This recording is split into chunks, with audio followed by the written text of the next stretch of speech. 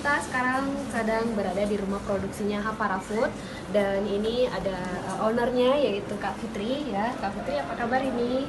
Baik ya, banyak pesanan, lagi sibuk ya teman-teman.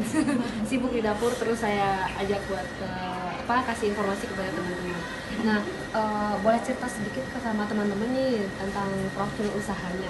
Awalnya dulu itu gimana? Dulu kan awalnya kita kan tinggal baru, terus pas pulang kemarin itu memang hobinya masak sih awalnya. Udah tuh pengen buka catering, baru 1-2 orang lah. Terus lama-lama banyak, ada juga pakai karyawan. Akhirnya ya kesampaian juga lah, alhamdulillah berjalan. Di samping Hapara Catering kita juga ada makanannya seperti nasi kotak, kue kotak ya. Terus ada juga peyek, itu sampai banyak tuh kue kering.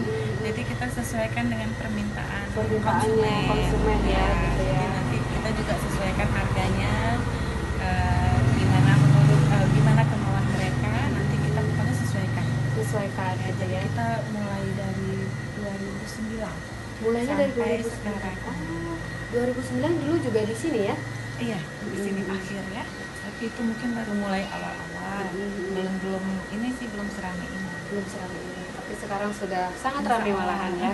Nah, teman-teman, jadi begitu profil perusahaannya dari Hapara Food.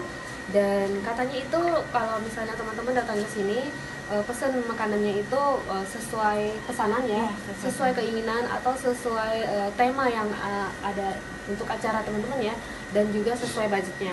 Budgetnya juga teman-teman bisa langsung kompromikan ke sini, itu nanti bisa dibilang ya apa-apa aja yang menu-menunya yang bisa dia pesan disesuaikan. Nah, seru ya teman-teman, di sini menu-menunya itu bisa disesuaikan.